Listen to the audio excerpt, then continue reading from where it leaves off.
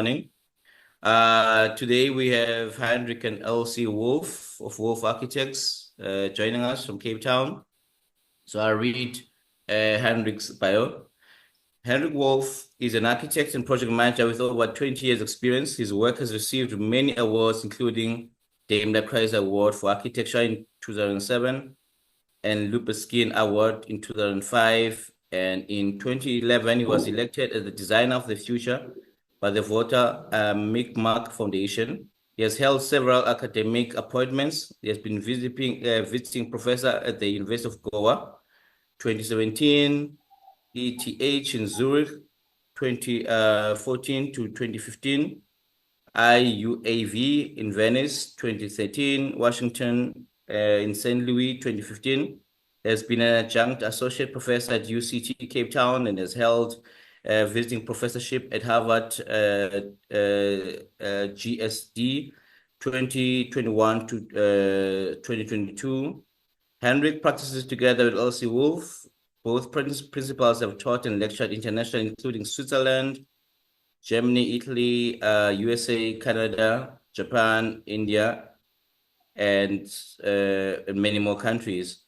The work of the practice also has been included in various international exhibitions, including the Venice Architecture Biennale, Shenzhen Biennale of Architecture and Urbanism, Louisiana Museum of Modern Art, the Chicago Architecture Biennale, and Sao Paulo Biennale, and the South American Architecture Biennale.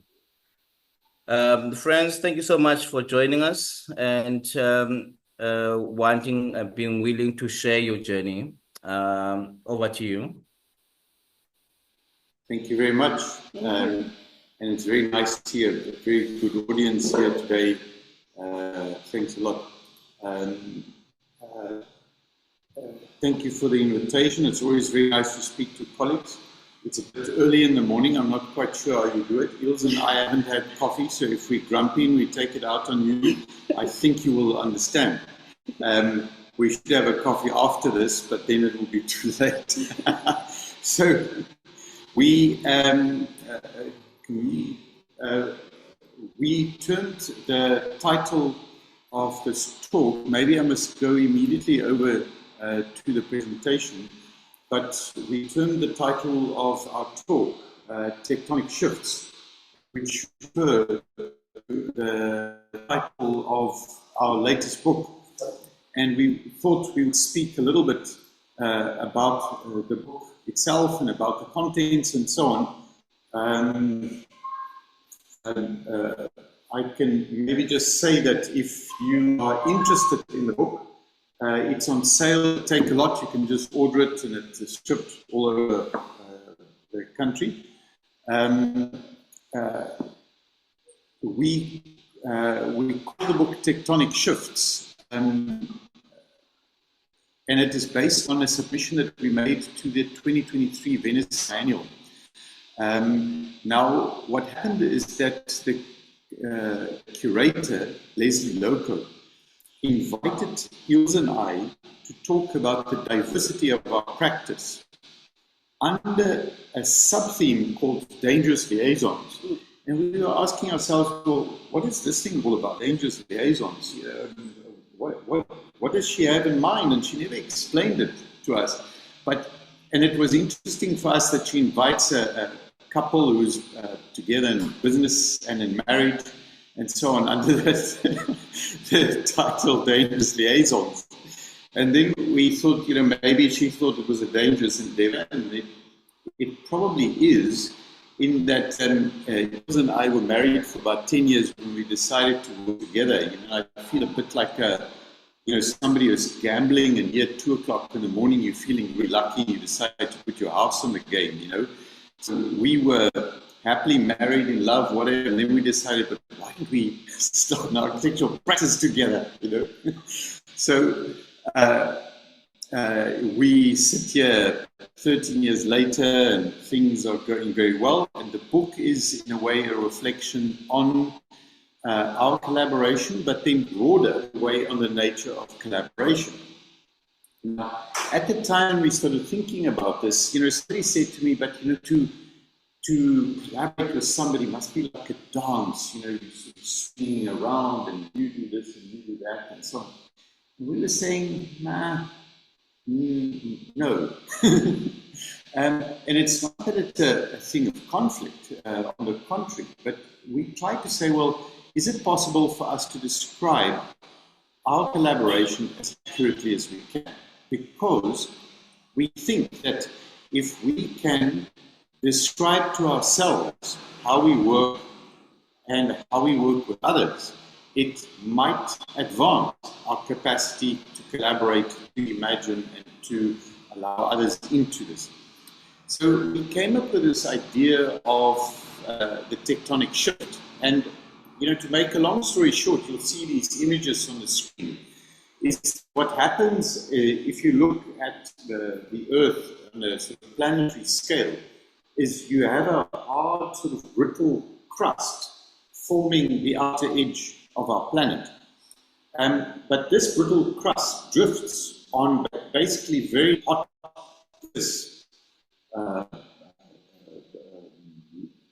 under layer. So it's a foundation that is moving. And you can imagine, like any liquid is warm, it moves in various directions. It can either converge or it can diverge. And if you have a diversion, you have the thing that causes the rift. You have the pulling apart. You have the forming of the ocean or the lake. The view where you stand on the shore and you look out on the sea. But when you have converging forces below this brittle crust, what you have is that you have these layers of upper crust pushing towards each other that causes the formation of the mountain, that edifice, the view inwards, you know, from the land back to the land rather than the land back into the sea. And we were thinking of this, but, you know, as two individuals with our own subjectivities, own background, own family backgrounds, and so on, there are these underlayers of projects, of ideas, of imaginings, of anxieties, of whatever you want to have, the things that we've read, the things that we haven't read, etc. And that forms a sort of soil profile, you know, that we are also familiar with, that lies underneath it. There's no point in pretending it's the same or start wearing the same outfit, you know. Those things are just not the same. But by collaborating is the richness of each other's underbuild and the richness of our collaborators' underbuild begin to play into that whole scene.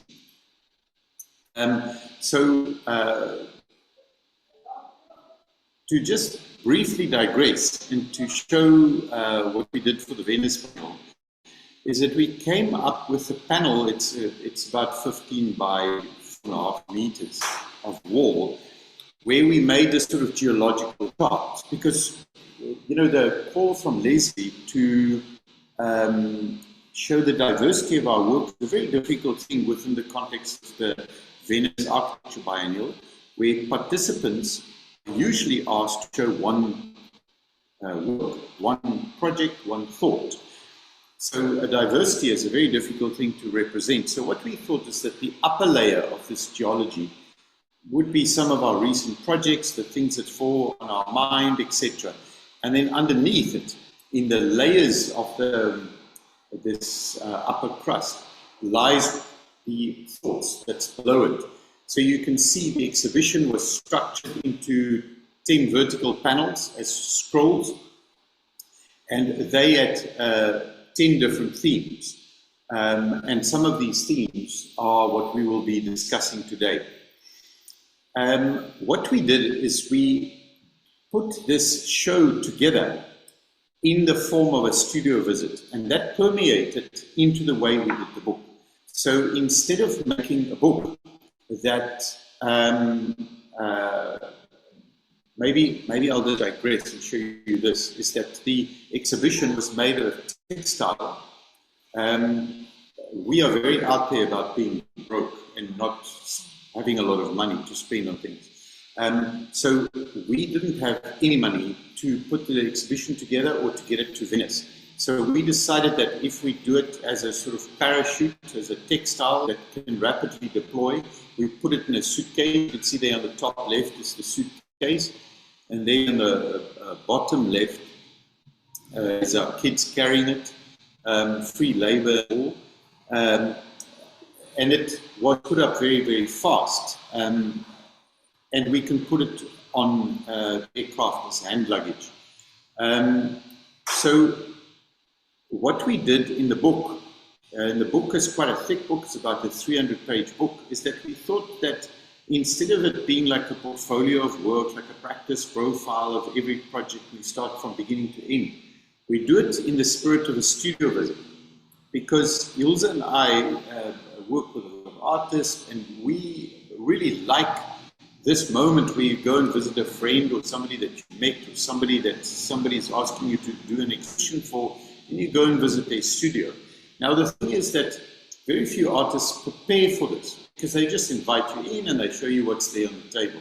And we thought that that would be lovely to show you what's currently on the table. So it's not everything that we thought about, it's not complete by any measure of imagination.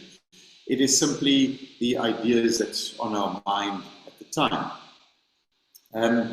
Now, I'm going to just show you a few things, and I'm not going to elaborate on any one of these things. We'll elaborate on other things later. But the book also reveals the diversity of things.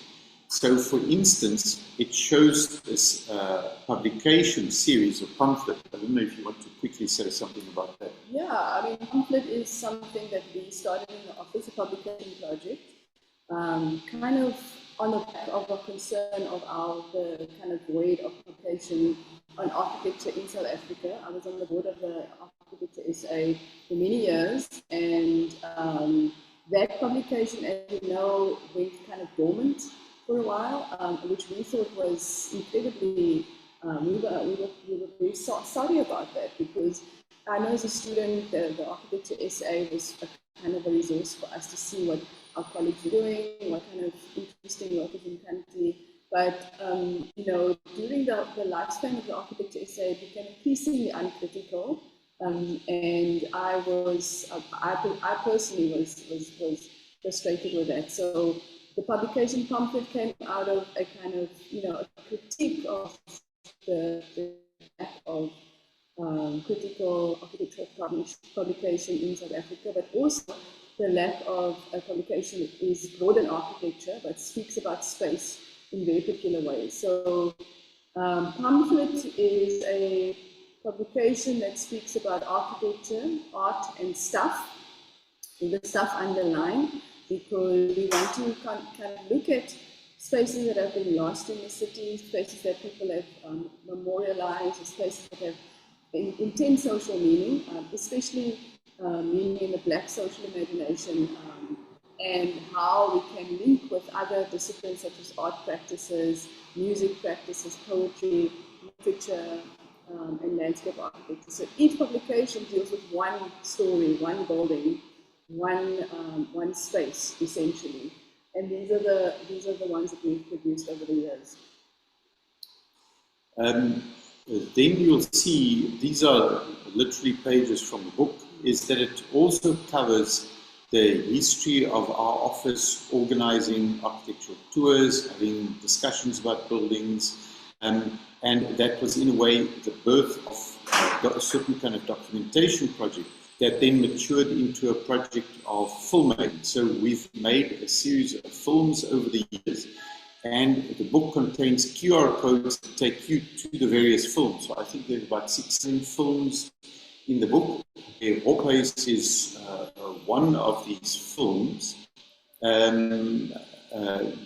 don't know if you want to say something. Yeah, I mean, this is a project that deals with a very famous building in Steinhoek, for architects in particular, the Steinhoek Community Center, and how that building emerged because of various, you know, the conditions of the social conditions within which that building emerged, which is linked to exploitative and extractive mining practices, which is linked to colonialism, which is linked to forced removals, which is linked to settler and missionary, Christian missionary work in the Namaqualand. So we wanted to kind of look at that role, but not from perspective of technical and innovation only, because we know that the Office of Wolff did an incredible job in the kind of technical and the kind of spatial, innovation of that building. But we wanted to look wider than that. And the film essentially is interviews with past custodians, with cultural workers in the Namaqualand, and with various artists that we work with, to think about that space as a space of freedom, rather than just a space that kind of locked a community into a particular geography of a racial geography. So, yeah. I would encourage everyone to watch this film. It's really compelling stuff, and it was premiered last year at the Sao Paulo Art Biennale. And the next one is a continuation of, I think, the Sao Paulo Biennale, which is in Dakar. You can maybe tell the story. Gilda just came back from Dakar Biennale. This is one of our favorite projects, one of our favorite projects in the office at the moment, because, I've gotten into the unfortunate hobby of collecting vinyls, records, and yes, it is putting a strain on our finances, but I'm trying to make it into projects so that it justifies this hobby that we have. But yes, so our obsession with music and vinyls and record players have led us to collaborate with an important artist at the moment called Kanisa. And over the space of about 5 years or so, we commissioned Dada to construct a record player from scratch for us, in order to play a vinyl that we pressed, which is the soundtrack of a film called Summer Flowers, which is about the work of a writer, Bessie Head, at a house in Botswana, in Serowe. And this record player is a homage both to the voice of Bessie Head, but also in general, there's very beautiful details that pays homage to Botswana vernacular architecture. So I'm feeling very anxious, because the record player is traveling the world at the moment. The first stop was in Dakar, Senegal. It's going to London, and then it really should make its way home now. Yeah. So we did the research, we made the movie, then we made the soundtrack, and then we made the record player for the soundtrack. Yes. You can see we just stop. Then just to, I'm actually just doing still the introduction, but just to talk about some of the diverse things in the book, is our office as a construction company. We registered with the NHBRC, and we build buildings from time to time. And this is TK Mbadi here downstairs in the studio with Emmanuel Spisi, who's busy constructing. So we take the space that we're sitting in now, that's generally sort of boardroom, but it's other times exhibition space. What happened is that we converted this into a space where we constructed a roof for a project that we were busy with. So we do construction work from time to time, and in the book there's celebrations of some of the people who've been building buildings with us over the time. There's also furniture that we've designed, some technical drawings of the furniture and so on, and there's a series of drawings that are redrawings of buildings. They are imprecise as instructions to contractors, so they are sections, they're definitely architectural, but they focus on architectural intent rather than configuration per se, and rather, it's not necessarily the convention of communicating with a contractor. So it tries to, this is a redrawing of a portion of a school for neurodiverse children, where we try to draw this principal public space that exists outside. This is another drawing for a Baha'i temple that we did in Kinshasa in the DRC. And it's a drawing that tries to draw a building that responds very much to thunderstorms. Sorry, there's a huge noise in the street because our street is being cleaned on a Friday just before mosque. But this is a drawing. It's thinking about the building. It's designed to respond to thunderstorms, but to draw in the thunderstorm. And not in a sort of blue sky that's a sort of generic rendering space. We try and move away from the rendering space of architecture. This is another this is another drawing that is critical to the work that we did in the book and the exhibition, and that is to say is that we've had certain things that we've done, projects that we've done, but when we wanted to represent them, we felt that we need to re-represent them. So Ilse can talk about this in detail, but this was a funeral that we arranged for a building. And we had photographers and videographers who gave us all sorts of materials, but we always thought this, if we put them together, it never represents what happened. You can maybe just in brief say what happened and how this drawing summarizes. Yes, so there's a building in Wynberg, Cape Town that's very significant for a large portion of South Africa, well, Cape Town, especially my family who used to frequent this building, and it was a cinema, it was a live performance space, and it was born predominantly as a kind of a refusal for what was then the Separate Amenities Act. So the people that constructed the building were, I mean, they were business people, they were entrepreneurs, they were making these cinemas all over the place, but kind of making a space that is critical and kind of, you know, politically critical against what was happening at the time, where people had to be separated when they go to the cinema. And my parents were kind of victims of that. So this was one of the few spaces that was open to all races, essentially, right? But particularly for black and colored people to just congregate. So what these entrepreneurs did, they would get people like Tom Jones, Percy Sledge, Aretha Franklin, Dusty Springfield. They all performed here in the 1970s. Eartha Kitt.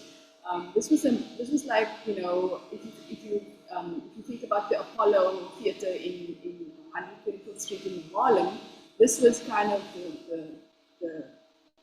the kind of, you know, sister theatre, you know, and over the years, you know, because people weren't going to cinemas anymore, you know, the live performance space, it's a huge cinema, 1,400 seater space. One of the main stories about this building is that a very important album by who was debuted here, Yaka Linkomo, debuted at this building, which in itself makes it a significant site. And we kind of lamented the fact that this building is not actually a heritage site, it's not taken seriously, and the local community has purchased the building in order to change it into a Islamic school for a kind of a madrasa and a center for Islamic studies, which is in a way fine because, you know, there's a new life for the building, but in a way it's completely opposite to the kind of very secular spirit of the building. In fact, the new space won't even be allowed to screen or project any people, or like, you know, Islam doesn't allow for the projection of figures into the space. So we contacted the new owners and we asked, could we have a commemorative day for the building? In fact, can we have a funeral for this building, just to kind of have people come for the last time to say goodbye to the Lakshorama before it moves over to its new purpose. And they said, fine, you know, but the one thing is we can't have any performance in the building. So what we then did was we contacted the Winston Ngozi Jazz Foundation that is based in Gugulethu, and they then organized a procession, a funeral procession down the road to take people on a journey to the cafe, the local cafe. We then also had an after tears. You know, every funeral has to have an after tears.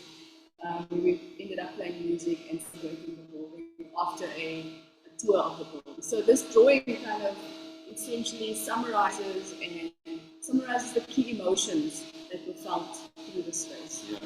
I think the other thing that the role of a drawing like this plays for us is that we have realized is that architectural practice has a few strange quirks to it. For instance, we make drawings that are worthless. Our artist friends make drawings and sell them for tens of thousands of rands per drawing. Our drawings are worthless. And we have a very weird way of doing iterations.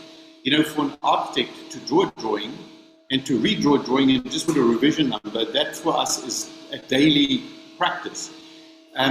But we would make a movie and then do a revision of a movie. I don't know many people do revisions of movies. Or we would have this exhibition at Venice Biennial and say, oh, well, it's only the beginning of something else. Let's do a revision of it, but in the form of a book. Let's do that. So we do a whole lot of things that keep on revising the format of the output in order to think about what we are doing. This is also a drawing in the book that's part of one of our contemporary investigations, where we are thinking about the nature of the anti-black city that apartheid and the pre-apartheid era caused. And what we are saying is that the misanthropic attitudes of the past, whether they are interpersonal or legislative or whatever, formed an infrastructure. It's an invisible infrastructure. It's an immaterial infrastructure. But it acts like a railway line or a pipeline nonetheless, in that it seems to have a life of its own. So you can even end the legislation, and yet its effects keep on acting itself out. The original authors might not be in power, they might be dead already, and yet the infrastructure keep on acting its wicked purposes. And we were trying to say, but how is it that we have a society that's committed to transformation to a large extent, and yet so little is happening so slowly? What is the origin of the inertia? What's holding it back?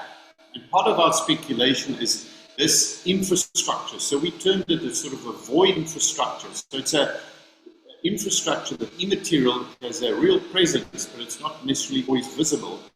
Sometimes it's very well known to some and unknown to others. Sometimes it lives in the hearts of older people, and young people are a little bit out of touch with that. There are many dimensions to it. But this drawing is a detail of an area called Protea Village. Now, Protea Village is just outside the famous Kirschenbosch Botanical Gardens. It was a neighborhood where people were living. They were group areas at forced removals that took place, etc.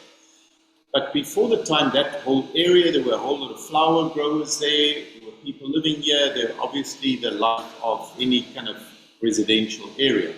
And we found archival photos, including this one of a dance that was happening in the middle of the day. So it's not a nighttime dance.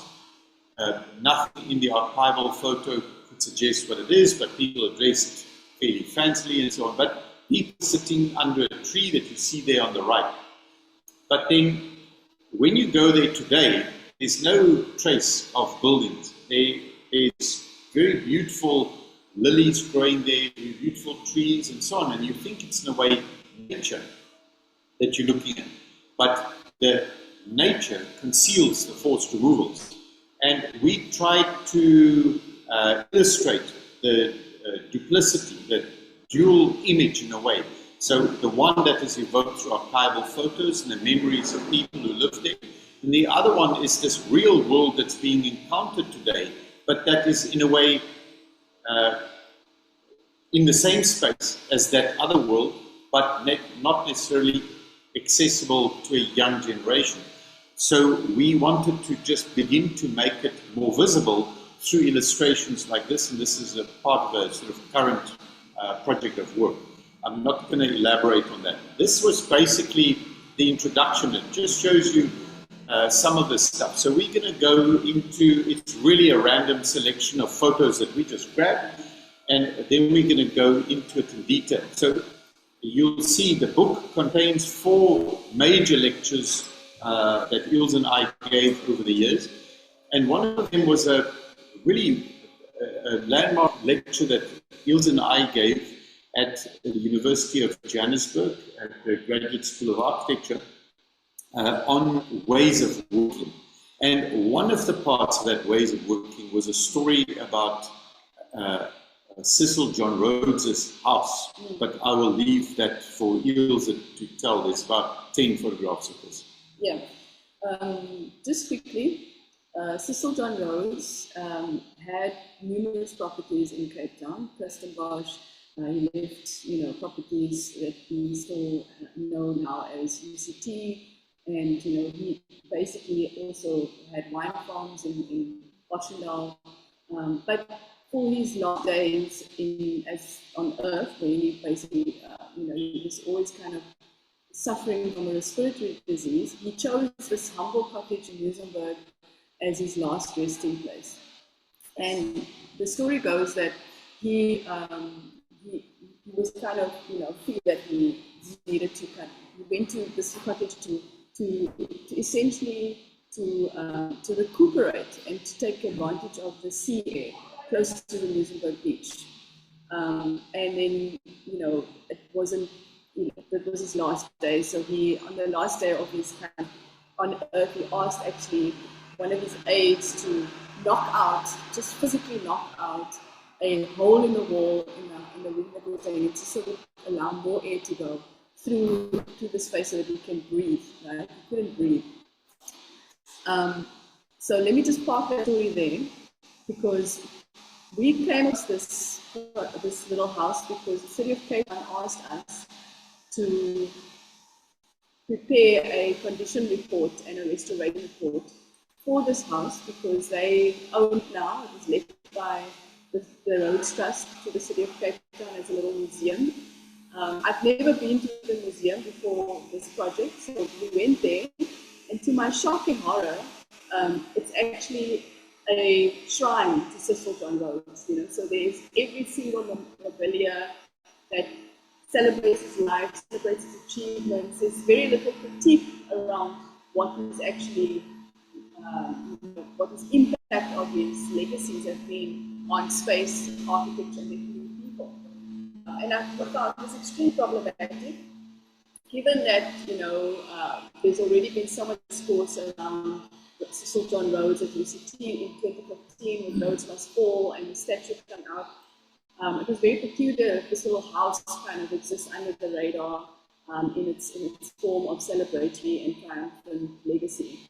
And it got me thinking, okay, so how do we engage with this house, both in service of the city of Cape Town, who needs to kind of have a strategy to maintain it? Also, how do we engage as architects that are kind of very vocal about anti-blackness, about kind of, fighting against anti-blackness, fighting against colonialism and coloniality. And we came up with this idea that yes, we will do the condition report, we will tell you how to keep this building, but we will also give you ideas to kind of ethically, to kind of look at this building as a space that can actually open up conversations around this house, and to essentially, can we turn this building into a space to breathe in for everybody, not just Cecil John Rhodes? Because on the one hand, it's extremely, well-placed, beautiful site, but it also has this kind of very dark history that it's connected to the South African War, that was where Cecil John Rhodes was very instrumental. So this was historically a space for people to recuperate, people that were injured during that war had these kind of recuperation camps right on the doorstep of this building. There were obviously people like Yuma Sekela and Dambutsa Marashera that spoke out against Rhodes's legacy, and we wanted to think, how can we insert these stories back into the house, right? And thinking about paying homage to the students from the University of Cape Town and other universities that in South Africa that were doing this. And this was our thinking about making history, not erasing it. Thinking about how can we add to this the story through architecture and space. In our story, we presented all of our ideas. We said, listen, you guys have to have people especially from Zambia, and Zimbabwe to come and use this space as spaces to recuperate from the legacies of trauma, of colonialism, the legacies of Cecil John Rhodes in particular, and make the space again a cottage to breathe in for everybody, not just people like Rhodes. So we presented a paper to a magazine called the AJ magazine, and the title was "Refusing Museums, Making Homes," thinking about especially this idea of breathing, right? Breathing as a society, breathing as a person, breathing as the real heritage of this building is that it was used as a site for breathing and the site to take advantage of clean air. And can we bring that back can we bring that idea back into circulation through programs, through openness, and through thinking about it and in conjunction with this horrible legacy. Unfortunately, what I can say is, fortunately and fortunately, the City of Cape Town, they were really, really accepting of our argument and of our stance, and they accepted our report without questions. But the people that are custodians of this museum, the Muizenberg Historical Society, they gave us an 11-page kind of detailed commentary about why we shouldn't go the route that we proposed, because they were saying that our report is incredibly unprofessional, it's biased, it paints Cecil John Rhodes with in a bad light for no reason. And then one of the things that shocked me the most is that because I explained in the chapter that I explained that this house was occupied by Cecil John Rhodes for 5 years out of its 200-year existence.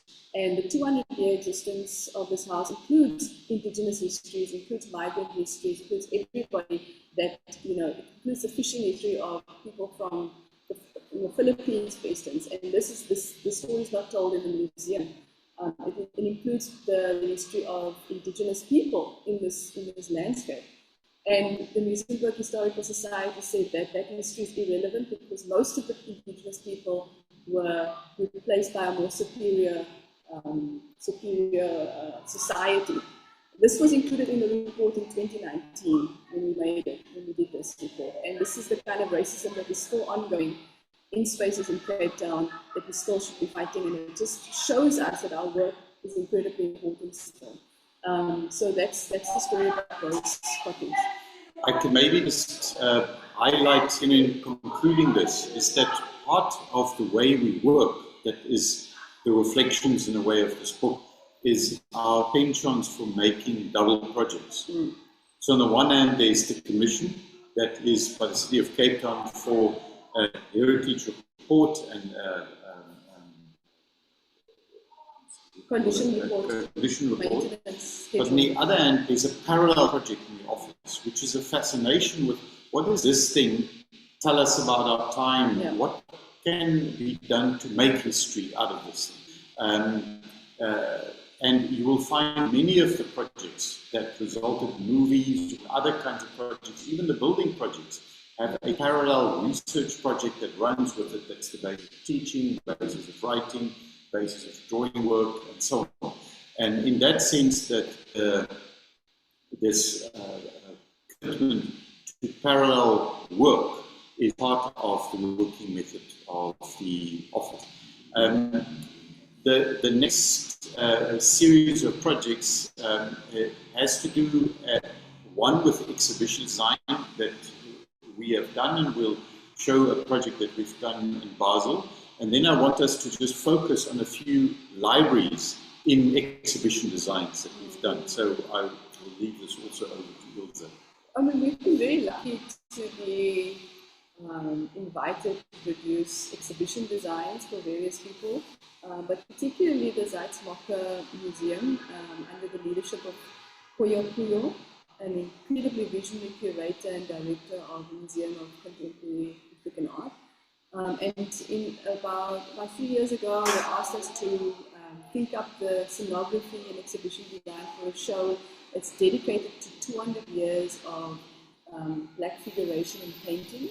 It's a monumental project around thinking about how black artists in painting have painted themselves, right? And painted figures not as a kind of a white gaze or colonial gaze, but how do we see ourselves, right?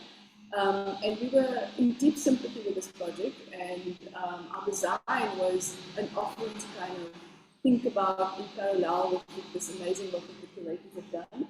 And essentially what when we looked at all these paintings, we said this is actually an encyclopedia of human gestures, right? So how do people use their bodies in various ways, right? So people are sitting, people are looking, people are in conversation with each other, and then how do we then make space for the audience to kind of engage with all these different paintings and gestures and human ways of how do we use our bodies? So we essentially designed a show where you can sit, you can rest, you can look at the paintings through seating, you can look at the paintings standing up, you can kind of just be, and almost the audience is almost like an extension of all these figures that you see in the paintings themselves, right? So we did an iteration in Cape Town, we did an iteration in Basel, at the Kunstmuseum Basel, and then moving now to Brussels, and after that it will move to Stockholm, we will conclude. So 4 iterations of the same show, different buildings, different challenges. The colors of the walls stay the same. The furniture more or less stays the same, but the configuration changes every time because of the conditions of the building. Very exciting project to be part of, and to see kind of grow and to see how we can affect a curatorial project in space. Maybe you should just talk about why we have libraries. And this one we want to move. Yeah.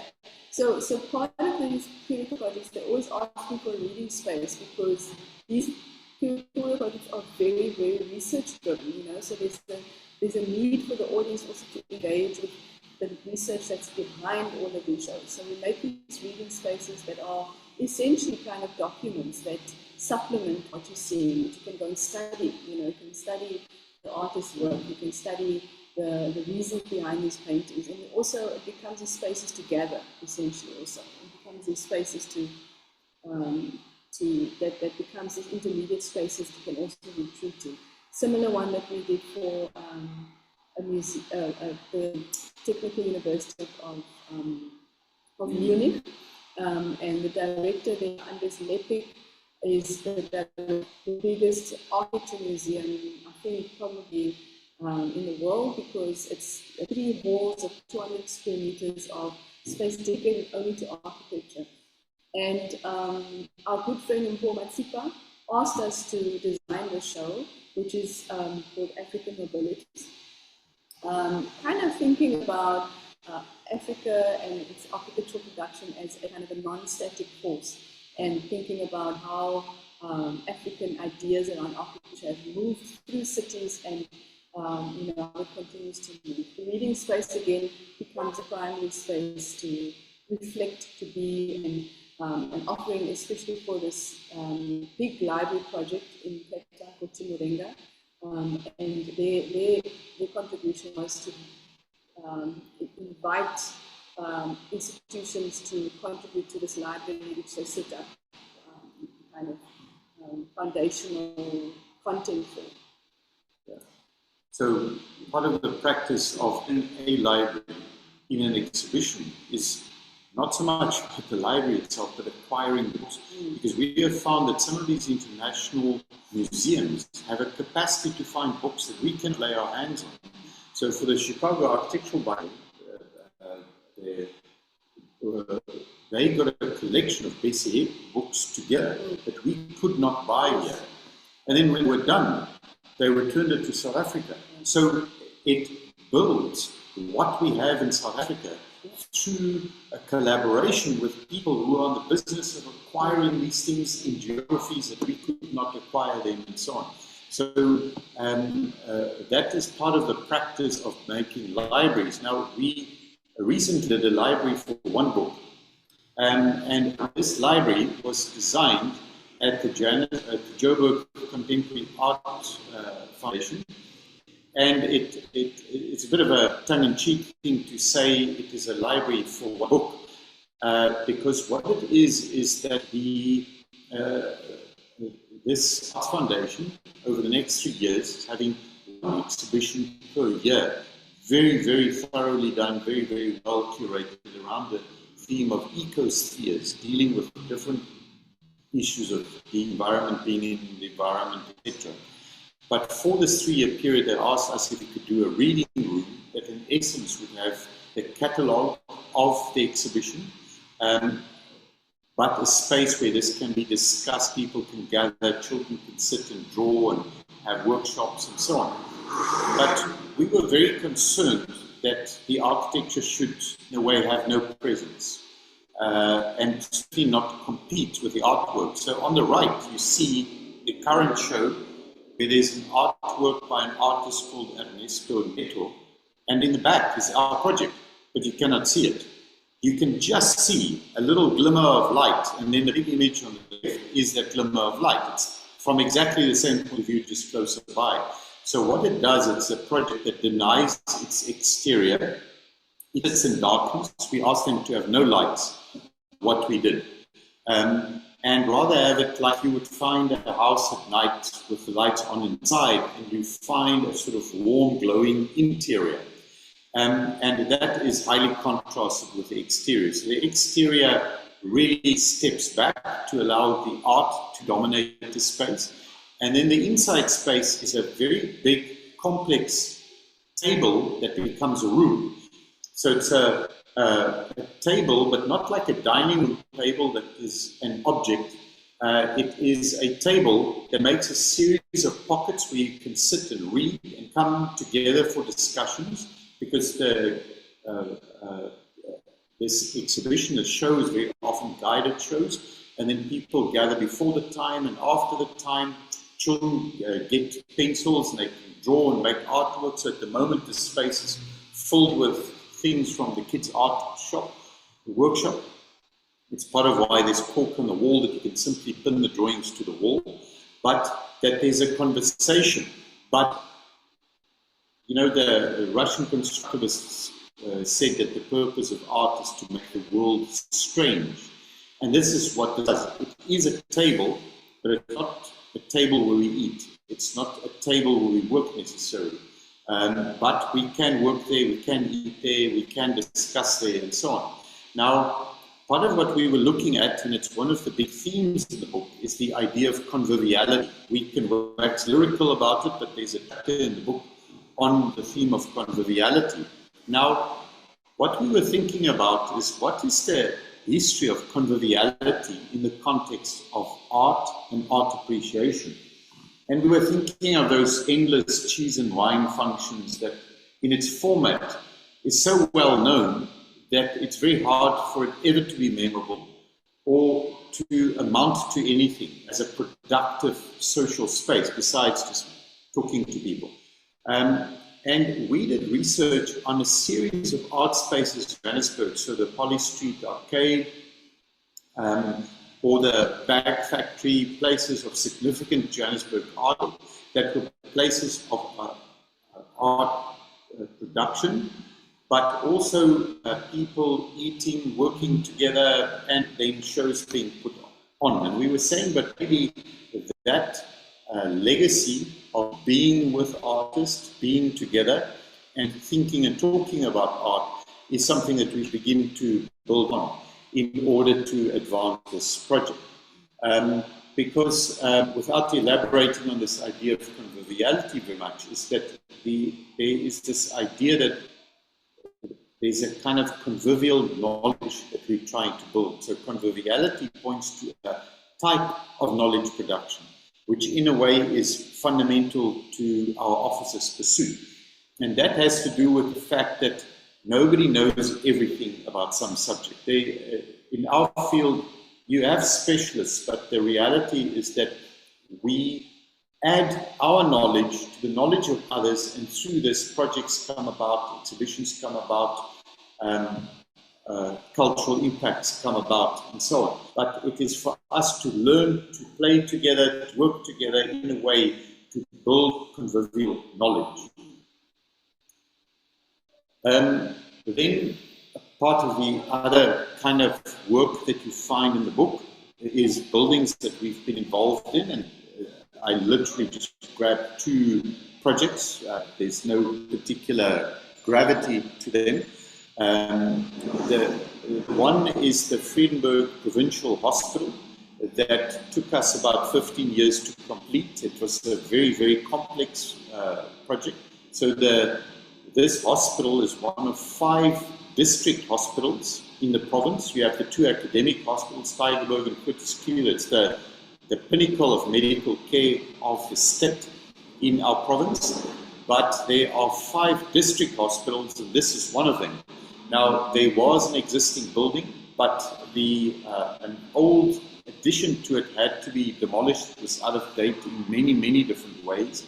And a substantially bigger building had to be added behind it. So the existing building made the front door, and this contained the admin building, the building services, the theatres, the stores, the refuse rooms, the mortuaries, the kitchens, the pediatric wards, the archives, all of that sort of stuff. And we had to try and find the logic of putting all of this together. So at the most basic level, because it's a very big site, you can imagine the state buys a big property with the idea of growing into it, which is indeed what is busy happening here. But we wanted to be sure that we started developing an urban kind of a vision rather than a suburban or a university campus kind of a logic. So we developed a ring road as a kind of a vehicular structuring for deliveries, pickups, staff arrival, etc. That is not part of the public parking areas, but that the buildings things adjacent to this in an urban kind of a manner. Now, what we try to do is to think about what the nature of hospitals are. And the one is that what happens, the state very often builds a very good, decent building, but over time, a whole lot of secondary, not so decent, so well-planned things begin to develop like shack lands at the back of these buildings. And we were thinking about how a primary armature of things like fire escapes and services can be put in place that allows for adaptation over time.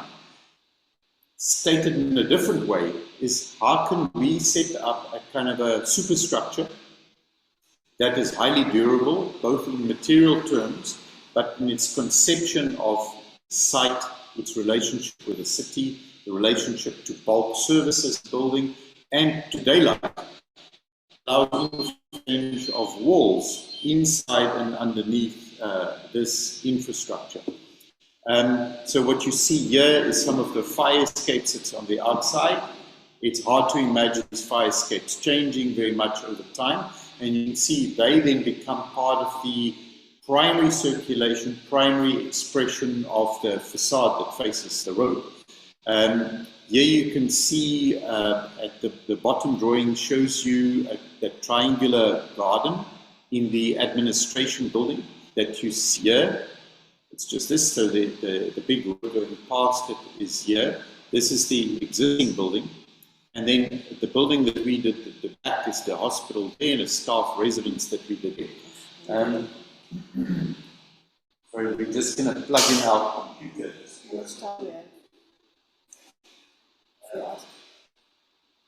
How much time do we have left?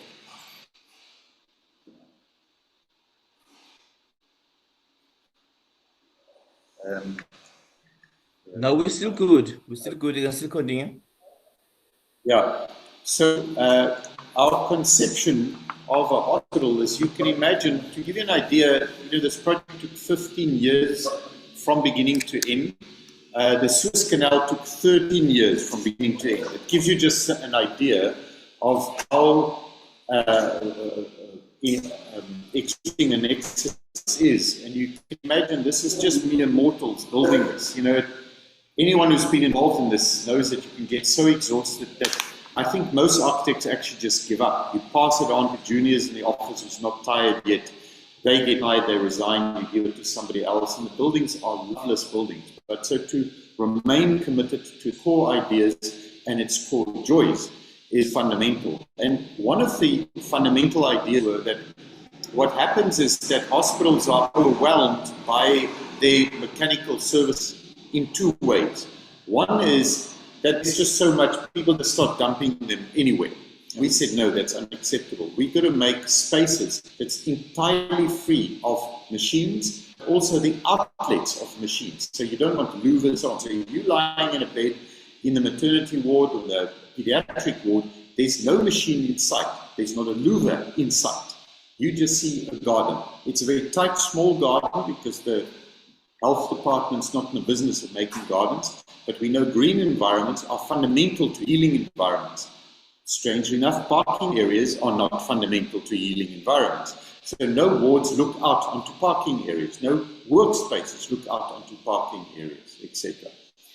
And then what we did is we conceived of a structure, instead of having a roof void, generally where the services run amok. Basically, the architects come up with a scheme that gives up on day one. So you make a huge roof void, they can just put machines everywhere.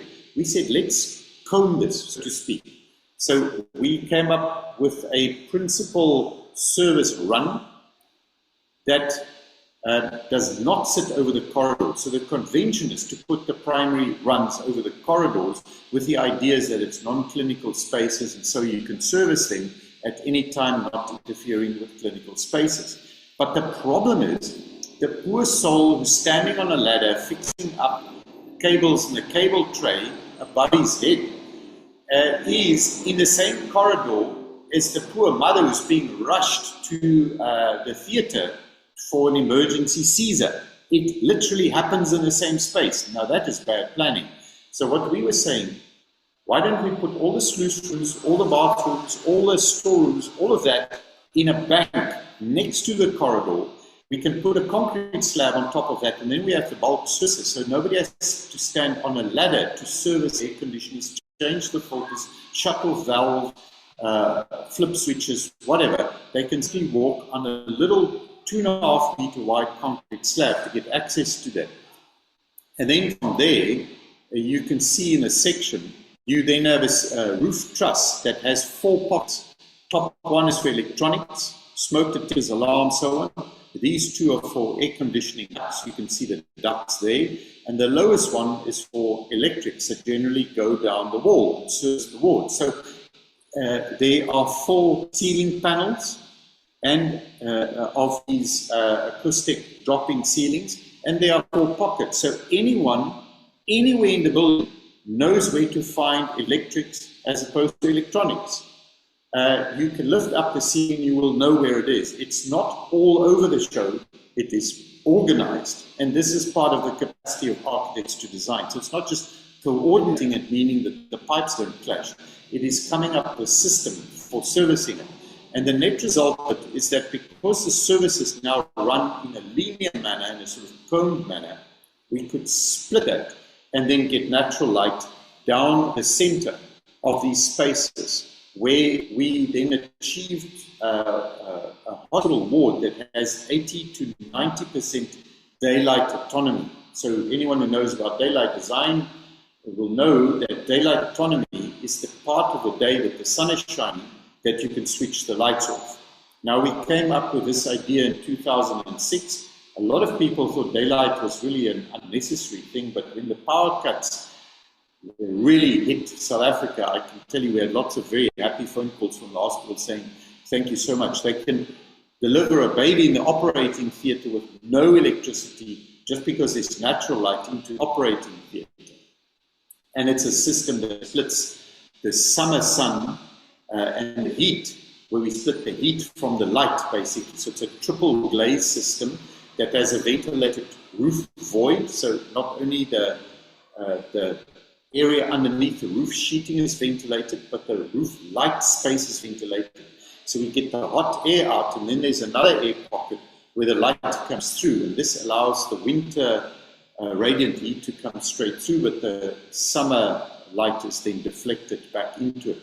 And this is the net result of it. You can see the lights are off. This is the corridor. Usually corridors are dark and under fluorescent light.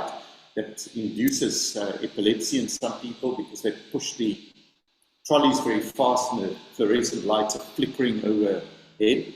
But we have naturally lit corridors with the services then adjacent to it. So you can see the slab sits right there. It's a very low slab, but you can see how the services that's then stacked on cable trays can then move through to the hospital roof in a very, very predictable way.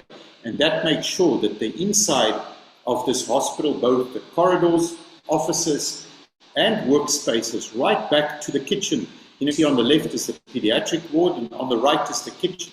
But it also means that all staff, whether it's a surgeon or a cleaner, have access to daylight.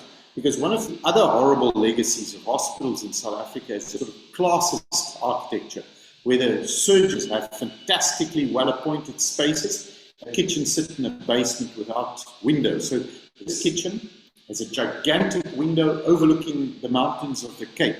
And you can imagine to get a job in a kitchen like this is fantastic compared to somewhere where you sit in a basement level with the air conditioning plant. And then just the last project I can maybe just go back to this drawing is that you can see what we have here is what I term a superstructure. So in other words, we were talking about forced removals as a void infrastructure, as an invisible infrastructure. You can imagine in a building like this is a very real infrastructure. It relies on a series of concrete columns and on a roof system. It is in a way like a shopping mall. So there is this shell that operates in a certain way that means that public doors fall under the roof lights and natural light propagates in a certain way, but it allows for infinite adjustment of the walls underneath. Like you need in many of these buildings, because healthcare needs change over time. You arrange kitchens in a different way, you arrange wards in a different way. We've done commercial buildings like the watershed in the V&A waterfront here in a similar manner that allows for adaptation. But this is a project where the adaptation of it is maybe not so explicit, but there's very good reason for it. So this is a housing project. There are 3 sites that you see right here, and this is very inexpensive houses that's developed under new town planning laws in Cape Town, where for single residential development, you can build 3 houses on one site that's zoned as single residential 1, basically. But we wanted to make this as an infrastructure that allows even higher density, because this is a neighborhood called Brooklyn in Cape Town. Now, Brooklyn is a lower income area, but what happens is people buy up suburban houses, then have a family per room living in the house. This is a very common settlement pattern that we cities are very much in denial of. People sort of pretend it's not happening. If you look at the number of dustbins or the sewage connections, everything pretends that there's a nuclear family in a suburban house, when the real densities are much higher. And the problem about that denial is it doesn't make the city better. So we were saying, what would it take to acknowledge that kind of logic? And how would the city then look like? Is that an horrific future, or is that an exciting future? So this then takes those 3 properties and it develops very, very inexpensive, let's call it row houses, on the face of it. Do you see the infrastructure? I would say the infrastructure in this case is concealed so that it allows something else to happen. So if you look at this as an elevation to a series of houses, what do you see? At a very basic level, you see an entry gate, you see a number, and you see a facade, an address, so to speak. So in other words, if I live there, I have a front door, I have a number, and I have a house.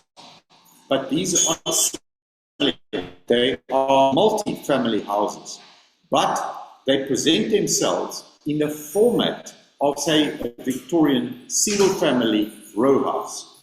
Let me show you how that works. So this is the very, very basic plan. Ground floor plan on the right, first floor plan on the left. So you see on the ground floor, there's an entry gate, and the kitchen is right there with a window, so that if somebody comes to the gate, somebody cooking, and it's a natural kind of security, you are right in the kitchen. There's always people here in the living spaces, and you're sitting a little bit higher, and you can see who's at the gate.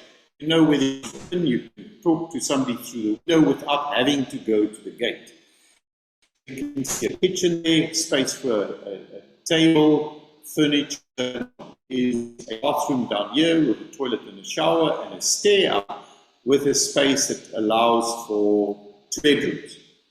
This is, in a way, the house drawn for the nuclear family. It's a plausible use. And you would say, well, how else could you possibly use this? Now, let me show you what infrastructure for densification is concealed in this plan. So this is, if you draw the normal figure ground, the grey shows the inside space, the white, the outside space. It even allows for parking, because that's what the city of Cape Town requires. But knowing how people really settle, we can build the DNA of real contemporary urbanism into this housing settlement with the idea that will naturally go that way. So just have a look. What have we done here? That is what really we have designed. So the other house, and the other hand, this drawing, so this is the nuclear family house that I showed you, which thinks of inside and outside. This thinks of it as infrastructure. So on the left hand, if you look at the lower set of units, you have a house with, you can sleep in it, you can eat in it, you cook in it. It has a shared outside toilet with a passage that can be autonomous. You can make your own front door. You can build that in, and you can build it up so that it looks like that. Now, there's a whole variety of configurations where you can see beds arriving in there, subdivisions arriving in there, bed sits arriving in there, all sorts of things that we know is the way people inhabit space. So generally not dividing the space, because to divide small space doesn't make it more usable, it generally makes it less usable.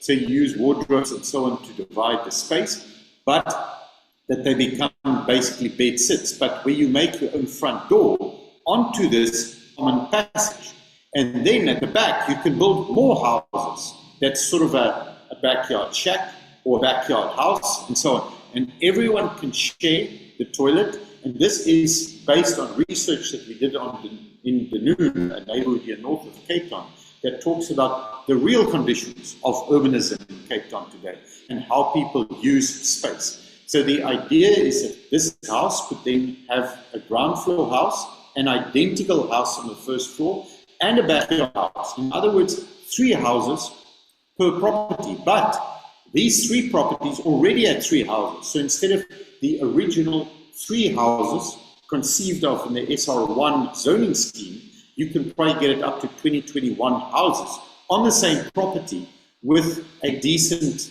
elevation that then looks like this. So in others, if they're backyard shacks, you don't really see it. It's the sort of Addis Ababa urbanization model, where you have an encrusted block with more expensive fabric on the outside and less expensive fabric on the inside.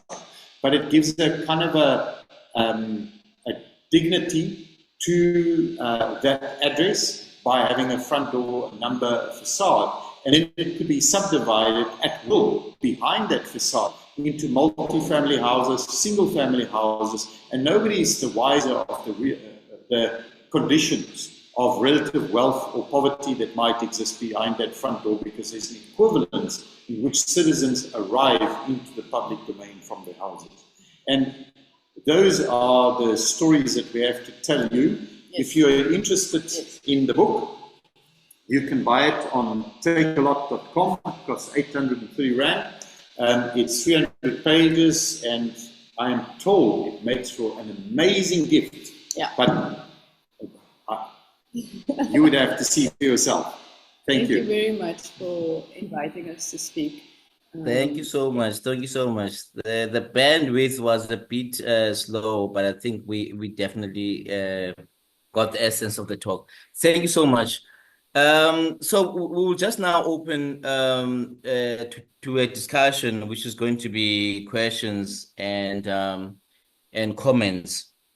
So my comment is your sensitivity to space creation and architecture from a hospital, which is a very large building, and the houses that I've seen on the website, to the last project that you shown, is the sensitivity that you apply, which is absolutely amazing. The sensitivity that you apply, irrespective of the size of the project. So that is really, really amazing. I just wanted to find out, you are based in Cape Town, and architects usually get a brief from someone. And so sometimes we could work within very confined situations. But how do you feel as South African architects we could make a difference in terms of the injustice that we have from our past in terms of architecture, in terms of access? You've spoken about it already here in how you design the kitchen versus how the offices of the superior in a hospital will be designed. How do we, just in the broader picture of things, how are architects supposed to think and look at space in a way that we can make a contribution as architects, in terms of taking our society forward, in terms of addressing injustices of the past? Yeah.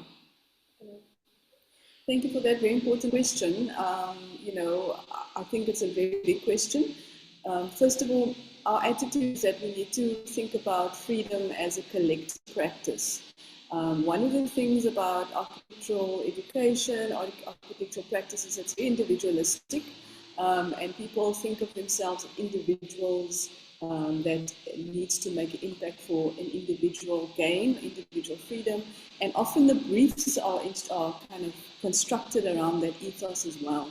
Because I think, for us as a society to really kind of undo all the spatial injustice and the spatial violence that we've all been kind of subjected to, we really need to think about collectivity as a kind of a key ethos of how we work, and by that I mean, thank you for inviting us to a kind of platform where we all within the architectural practice is, and architectural thinking and all of that, but architectural and spatial practice is not just in the domain of architects, right?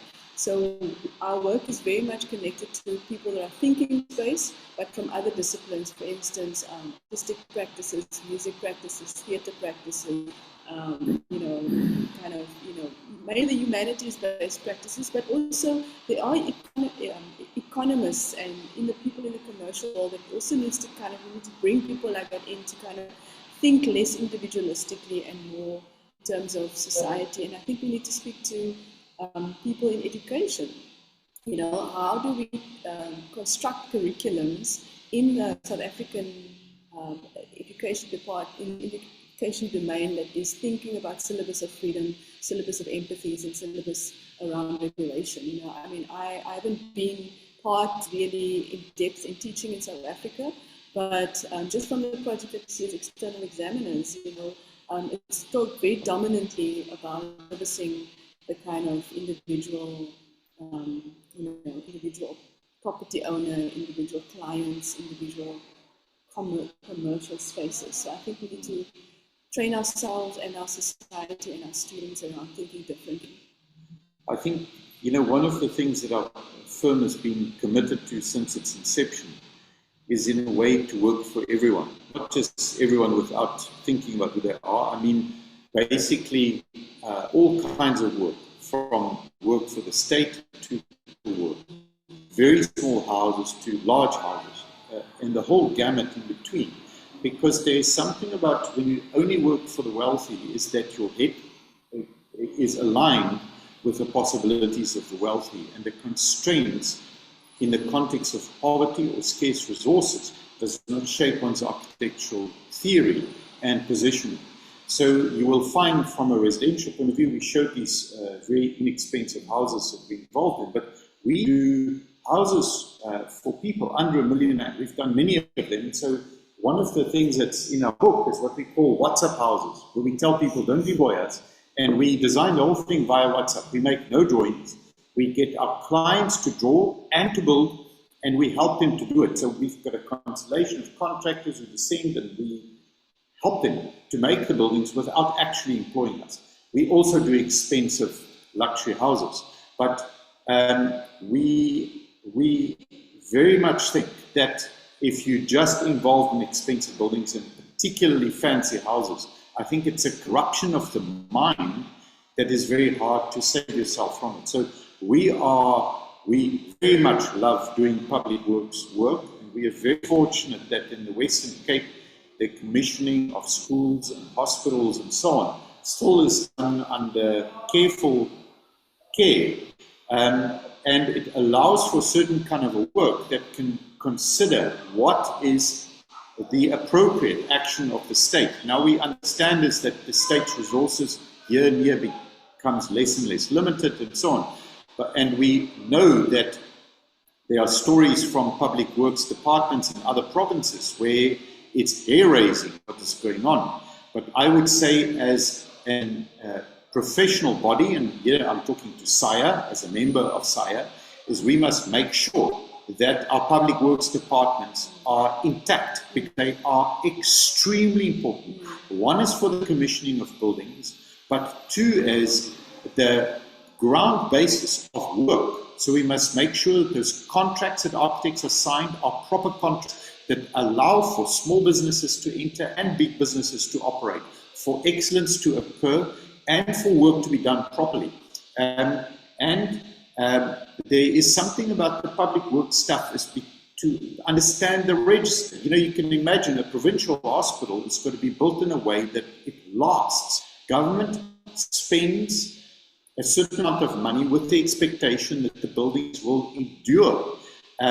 When you're building, there's other kinds of projects that government does with the expectations of a lower register in terms of effort, cost, and so on. But it's to get our heads around those things and to add our professional skill to building clinics and schools and creches and all of these things. Because if we just do houses and estates, you know, we are distracting from the capacity of our profession to contribute to the improvement of our cities. Also is that there is, I mean, that is another thing that is covered in one of the big lectures that's contained in the book, is the extent to which architects have assisted in the escalation of inequity in our cities through the development of commercial space particularly, and business spaces particularly. So even more than houses is that very expensive headquarters like you see in parts of many South African cities, or the shopping mall developments that morphologically distort our cities in favor of the wealthy, is an unforgivable crime of our time.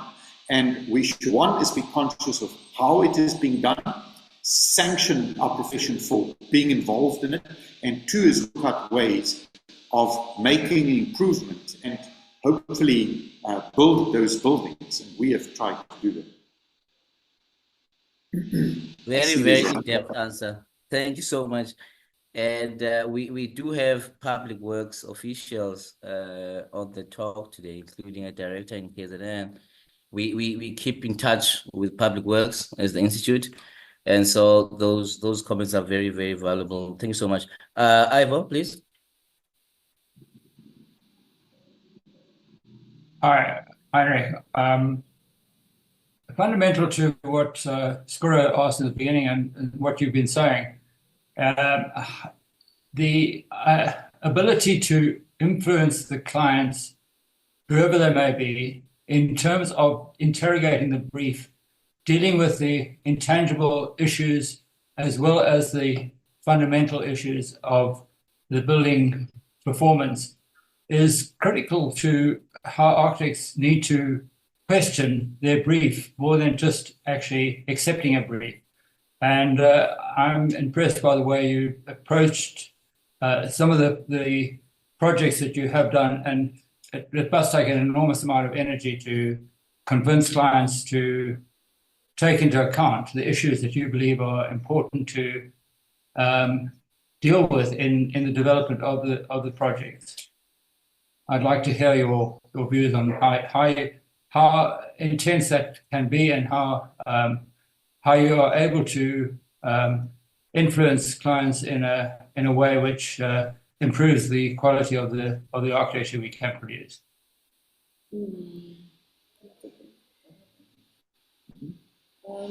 Yeah, thank you, Ivor, for that question. One of the things that we've done in the office is this thing called double projects.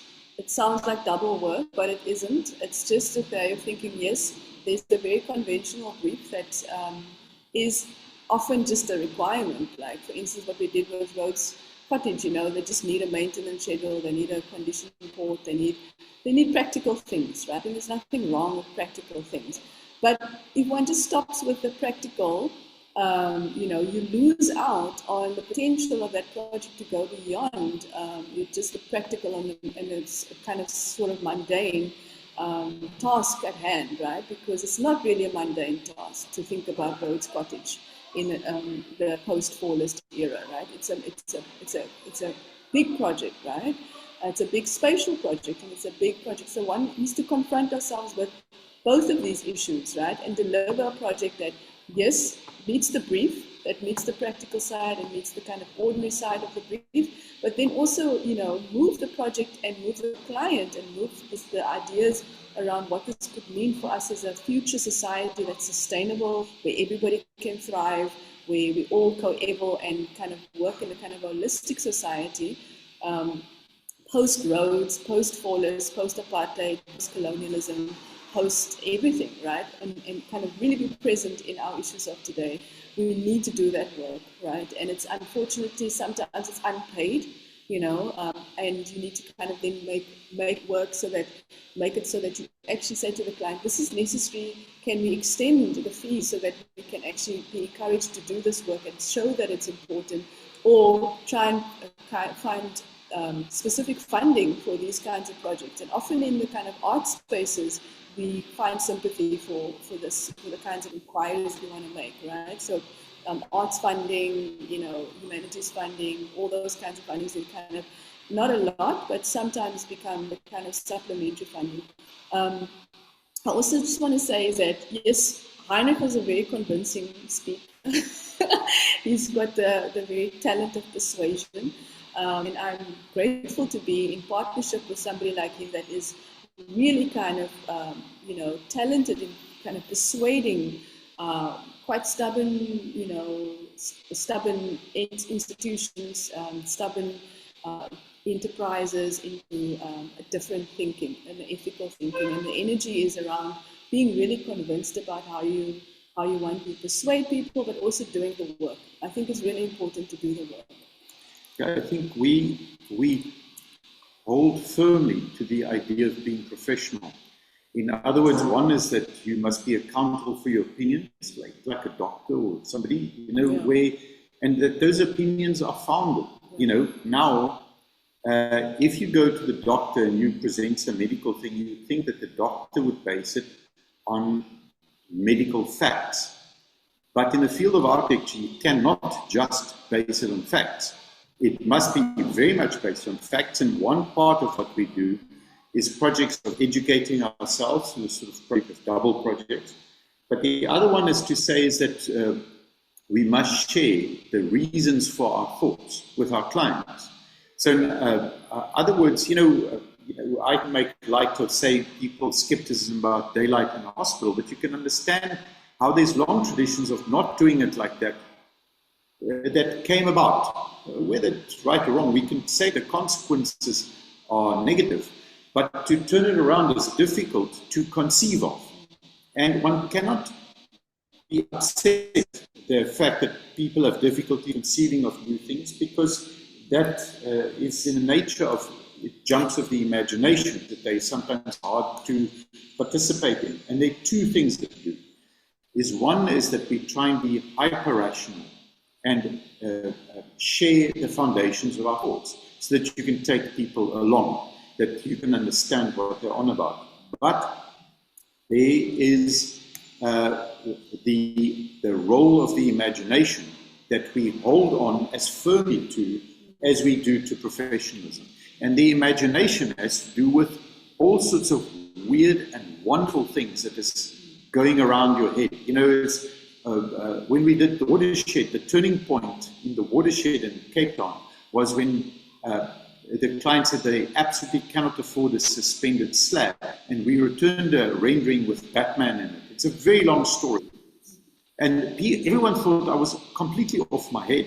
And I said to him, you have not thought what happens if the Batmobile parked under that thing. There will be crowds and blah, blah, blah. And then they understood the magic, in a way, of what we were talking about. And then they decided to put the money to it, and they built it. And they made more money on that building than any other commercial building in the province for years on end. But there is something about the leaps of imagination. You can't hope that everyone can share them with you, because some of them have private origins, and some of it's just not. You know, I don't have to share with the electrical engineer my poetics of light. I can share with the electrical engineers my ideas of daylight autonomy, and the light level say, I think this space should be at 180 lux, or this one should be at 400 lux. That electrical engineer can talk to me about it. But if I say this building doesn't have chiaroscuro like a church, it has balance like a photographic studio or something, that kind of nuance might be lost on them. But it's our specialist sensitivities. And one can't hate on people for not sharing your specialist sensitivities, because I don't care about at what point the circuit breaker kicks out. I just don't know, and I don't care. They care a lot about it because it's in their professional domain. So there is something about believing in the foundational knowledge that we have, and also believing in that the education should impart that foundational knowledge, and we should advance it in our offices, and we should communicate it in things like stage 2 reports, where you show somebody why you are thinking what you're thinking. But at the same time, all of those facts don't stack up to great buildings. You need a leap of the imagination that is in the domain of humor. In other words, there's surprise. So after all of the rules are set down, you leap somewhere else where it's fun and it's exciting and people would want to work and live in a building like that. Just quickly, I want to quickly contradict you, Heinrich, on this point of professionalism, because yes, profession is built around acts of, ethics of showing up, ethics of being present, ethics of transactions, and ethics of delivery and all of that. But it's also built on ethics of complicity, So we need to also reckon with the fact that professionalism is seeped in the kind of a sense of being complicit, mainly with kind of capital and racial capital in the case of South Africa. So, for instance, we need to also think about unprofessional sometimes, right? In the case of the Rhodes Cottage House, we were in fact accused of being unprofessional by the Muizenberg Historical Society because our report was not neutral enough. It wasn't. It was kind of seeped in emotions, and they found that unprofessional. So I would encourage everybody to also be unprofessional sometimes, and bring out the kind of care that is required, particularly with kind of issues around spatial injustice. So just what I wanted to add to that.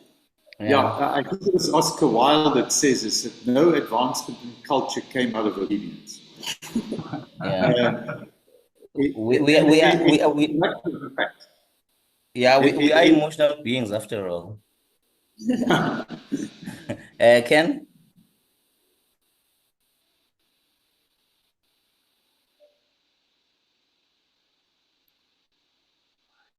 Mr. Lever? Okay, while I wait for Ken, I just want to find out, it's very refreshing to see that you are not true to a style. So the form is very beautiful to look at. There's poetry in it. If you look at the elevations of the hospital, the installation at for the library with the lights on the desktop is the best one for me. I just want to find out what's your point of departure, because you obviously don't know where you are going to end. You are not starting to say, I'm going to do a contemporary thing, I'm going to do a postmodern thing. What's your point of departure? Well, I think I can maybe just answer quickly to say that, aesthetics is an ongoing education, right? So aesthetics comes from the inquiries that you want to make. It's an ethical stance in a way. Aesthetics comes from resources that you have at your disposal, both your own resources of experience, your own resources of how you're going to implement it, the resources, financial, all the resources that you have at your disposal is important in understanding the aesthetics, because there's no point in kind of dreaming up a kind of an aesthetic that is, not linked to the on the ground resources that you have. So that's why it's really bizarre to even think of a kind of a uniform style, because each project, the resources are different. In the spaces and the things are different, and what you could potentially see is a kind of a relational aesthetics, right? So a relational response, a relational style, if you want to call it that. But I think this idea of style is thinking about what do we have on the table, what do we have to work with, right? And really be committed to that, and to think through how this potentially resources can relate to something what Heinrich calls the imaginative leap that we need to take every time, because the imagination is a big wealth of resources that we need to tap into. But I think it's important to acknowledge that architecture is not a private art. I'm not writing a song on my own little poem, a thing that's done in private. We produce projects with other people, and fundamentally it contains their aspirations, and it is used by them, not necessarily by us. We make buildings on behalf of other people with their concerns in mind, fundamentally. In other words, it should express their aspirations and their dreams. And a government clinic, the aspirations and dreams are very different from something we're commissioned to make a cultural breakthrough. It uses different devices. In that sense, that old adage, aesthetics to the artist is like ornithology to the birds. We are not concerned about what it looks like. We want it to be beautiful. We want it to be breathtaking. But that beauty is not our sense of beauty alone. We have an experienced eye in how building materials or habitation could contribute to great spaces. But it is built with the imagination of others on what constitutes a great space. By the way, everything that we're saying in here is a book. If each of you guys buy a book, please, it will help our project, because it will help this kind of thinking, and it will help us be sustainable, because this is also the reason we put our faith into society, that that it will help us to be sustainable. So how many people do we have here? 46. We had 54, so if we can have at least 40 sales, it would be amazing. Kiara will be in touch with you afterwards for the details of the book. We will do a news flash to everyone, to all our members, and so that everybody knows that there is that resource available. Thank you. Yeah, but thank you so much for making time. We do this every second Friday, if you like. So it's just a gathering of architects, primarily KZN, but we do broadcast it with Saia if we have enough time to do so. So thank you so much for the lecture. I think it was very, very insightful. So have we covered all the questions? I think there's one from... Yes. I think Ken is battling to unmute himself. Ken, are you back?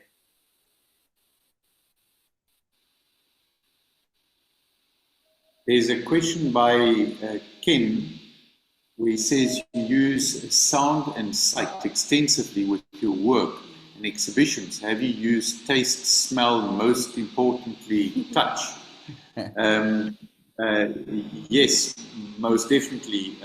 Ken, you'll see that the sensuality of materials matter a great deal, if they can matter.